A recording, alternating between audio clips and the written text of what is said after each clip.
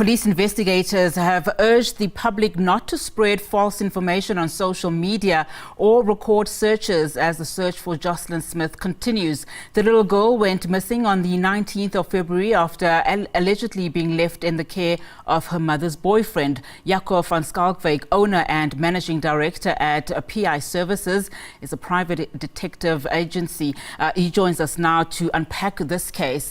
Thank you so much for your time this afternoon, Jaco. Now, just give us some of your observations around how law enforcement teams, firstly, are handling this matter, as the search for Joslin Smith continues. We know, of course, special units of the police are involved, as well as the SA Navy. Also, just your thoughts of course, the concern around the prevalence of fake news. Yes, thanks for having me. Well, first of all, it's great having all these teams on board. Number one, you don't see it very often. I think the police and the community and everyone involved is doing their utmost best with the situation, and we can clearly see that. They might look, we don't want to badmouth anyone, we don't want to spread rumors or say anything negative. So we are leaving this in the hands of the police force. They are the ones mandated to do this task. And the sad thing about this all is to see the fake news being spread, especially on social media. And this is the norm today. What we see is people use the social media to do all this, to spread the fake news and to cause a sense of disarray between the community and the police.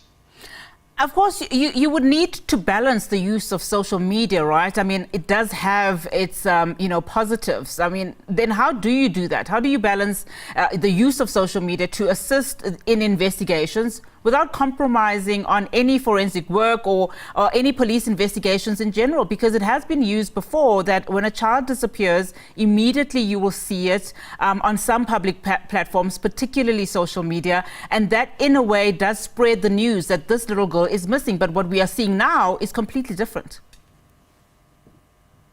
Yes. That's why the source is so important. That is why we stick to the sources like the police's Facebook page, the police Twitter page, those kind of pages that gives us the true and correct version of events. We should not look at people coming online and making videos about what they assume they know.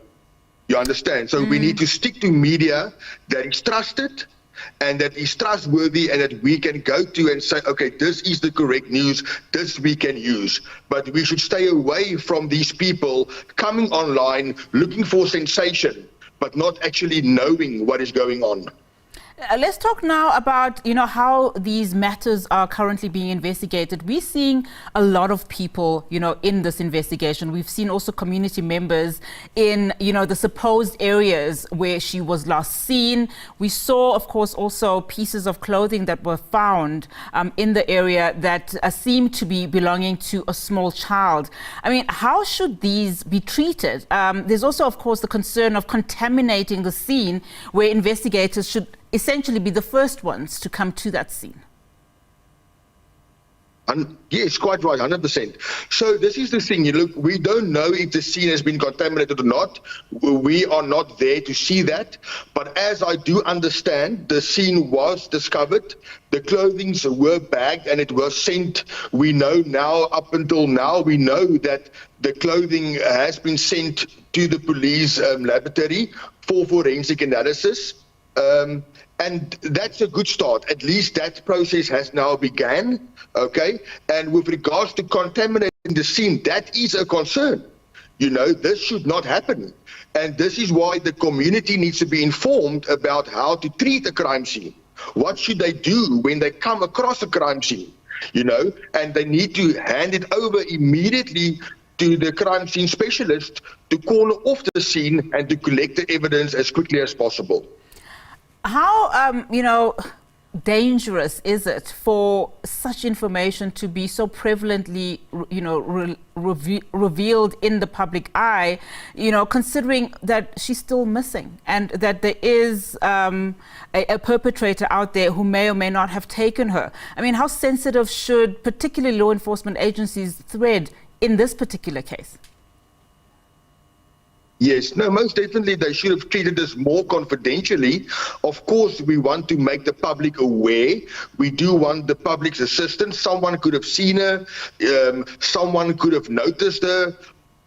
So yes, making the public aware is a good thing, but this is the thing about, making such information available. There is a risk where the suspect or suspects in this case can now be aware of certain things, and they can now prepare themselves to mislead the police and to deceive them, in order not to get caught.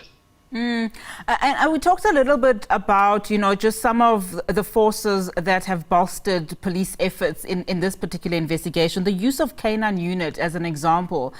Just talk to us about the importance of it, particularly, a few days leading to the disappearance or leading after the disappearance of any child for that matter.